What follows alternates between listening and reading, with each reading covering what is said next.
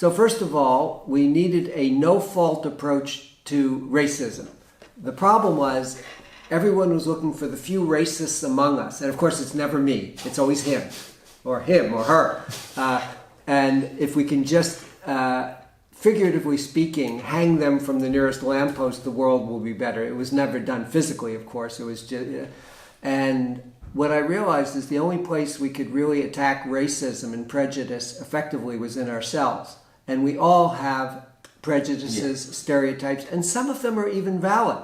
I mean, a prejudice is prejudging somebody, but it can be based either on wrong views or it could be based on statistics. For example, it was put in those days, and I suspect it's still true, a disproportionate share of African American young men in America were in jail or in the criminal justice system. Some of that is the police being prejudiced, but some of that is also that there's a greater crime rate. So I started working with minorities at Stanford. They were in my classes, and they came to see me, and there was a sympathetic ear.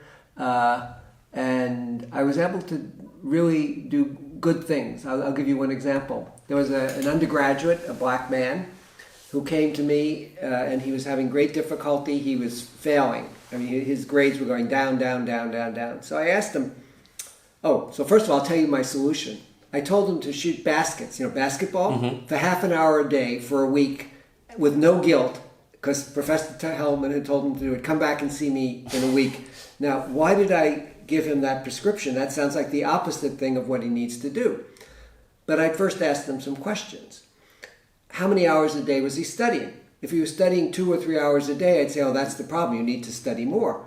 But every time he did poorly on an exam, he would redouble his efforts and he'd study more. So I drew a graph and I said, if this is the number, I'll do it this way. It's fine. Yeah. Okay, if this is the number of hours a day you study, and this is 0 and this is 24, as you study more and more, you learn more and more. But if you study 24 hours a day, you kill yourself. And so clearly there is a point not only of diminishing returns, but negative returns. He was past that point. That's why I then said, so what would feed your soul? What would make you just relax you? He said, I wish I could shoot baskets.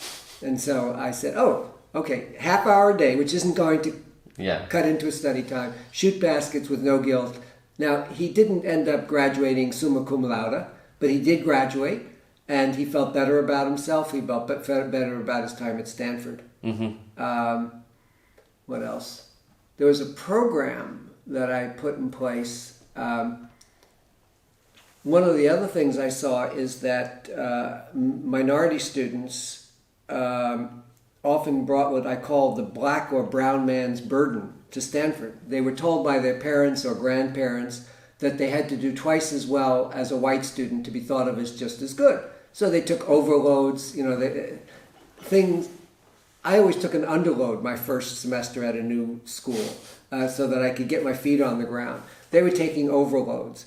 And so I was talking with a Latino associate dean, and I said, I wish I could get we were looking at admits, and there were some minority students who could clearly do okay at Stanford. There was another group we weren't sure if admitting them would be a plus or a minus. Would they do poorly and think badly of themselves? And I said, I think they could do really well if we could get them to not take overloads. But my friend said, you can't do that. That's racism. I mean, you'll be accused of racism. Hey, I want you to take a lighter load. And you've been told by your parents you need to do twice as well. That's interesting, So I said, well, what we could do is we could give this group of students teaching assistantships, which limits them to 9 units. And so it's not us, it's just the rules.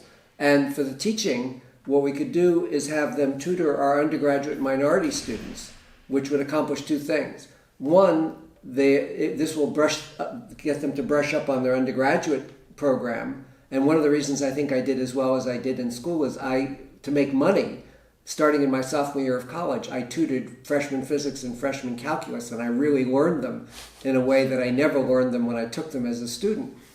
And at the end of the year, my colleague came to me and told me, this is amazing. That group of students was inferior based on the admission requirement to the group that we just admitted outright, but they did better grade-wise. So that was an example of a really good program. One other thing I'll mention is a black woman came to me in that period and said, I feel like more of a minority because I'm a woman than because I'm black. This was in engineering. And that relates to the things we talked about Sunday, that were talked about in the opening ceremony.